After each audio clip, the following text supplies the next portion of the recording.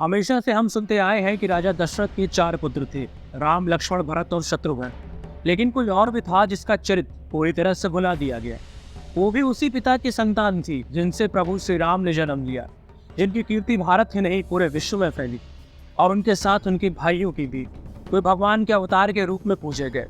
लेकिन दुर्भाग्य कहें या कुछ और, दशरथ की एक संतान जिसके बारे में भारत में बेहद कम लोग जानते हैं। हम बात कर रहे हैं प्रभु श्री राम की बहन शांता के बारे में। जी हाँ, बिल्कुल ठीक सुना आपने, भगवान राम की बहन, जिनका जिक्र ना तो रामायण में है न भारतीय जनमानस में लोकप्रिय हुई रामचरितमानस में। वाल्मीकि जी ने अपनी रामायण के बालकांड के 9वें सर्ग में बस कुछ हिंट दिए हैं।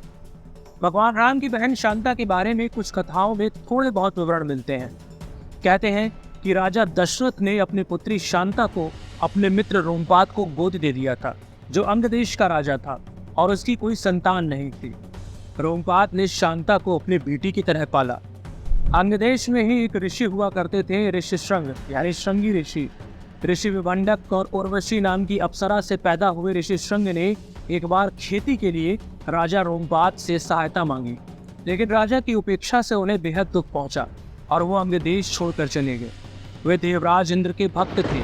अपने भक्त की अनदेखी से कुपित हुए इंद्र ने राजा रोमपाद के राज्य में वर्षा नहीं की, जिसके कारण भीषण अकाल पड़ा। विपत्ति की इस घड़ी में राजा ने अन्य ऋषियों और अपने मंत्रियों से सलाह करने के बाद ऋषि श्रृंग को लुभाने और अपने राज्य में वापस लाने के लिए कुछ गणिकाओं को भेजा। श्रृंगी ऋषि के यज्ञ करने से राज्य में वर्षा हुई और वहीं उनकी मुलाकात शांता से होती है। राजा रोमपाद ने दशरथ और श्रृंगी ऋषि के पिता विभांडक की सहमति से शांता का विवाह ऋषि श्रृंग से कर दिया।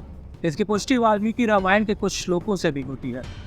एत श्रुत्वा रयसुतो राजनाम इदम अब्रवीत श्रूयतां तत्पुरावृत्तम पुराणे चा मया श्रुतम। राजा दशरथ अपनी विरासत को जारी रखने और अपने शाही वंश को समृद्ध करने के लिए एक पुत्र चाहते थे और उसके लिए उन्होंने अश्वमेध यज्ञ करने का सोचा। तब उनके मंत्री सुमंत्र ने दशरथ से एकांत में कहा कि महाराज, एक पुराना विवरण सुनिए, मैंने भी इस विवरण को सुना है। सुमंत्र जी ने उन्हें ऋषि श्रृंग के बारे में बताते हुए कहा, एवं अंगाधिपेन एव गणकादि ऋषि सुता अनीतो वर्षेत देव शांता चा अस्मय प्रदीयते। एवं अंगाधिपेन एव गणका भी ऋषि सुता। इस श्लोक में वही बात है जो मैंने पहले कही। अंगदेश के राजा श्रृंगी ऋषि को यज्ञ के लिए लाने के लिए कुछ गणिकाओं को भेजते हैं। राज्य में वर्षा के बाद वे शांता का विवाह श्रृंगी ऋषि से कर देते हैं।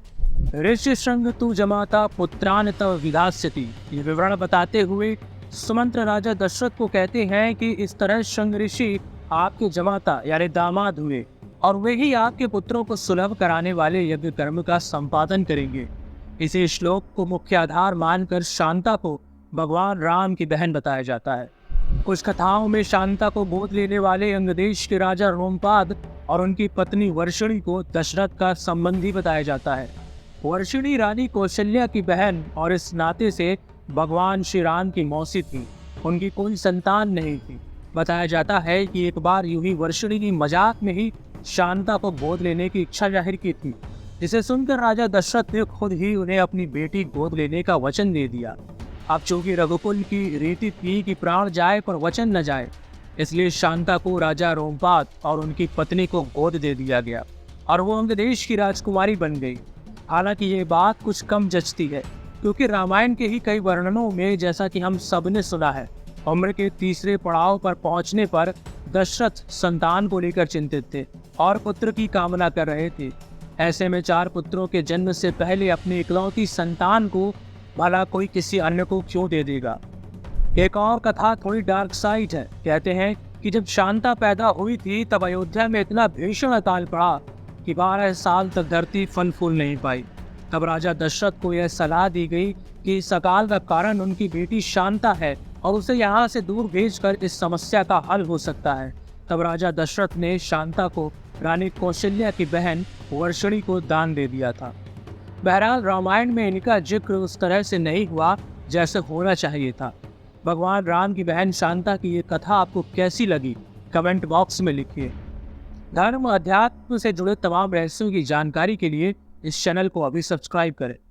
नमस्कार।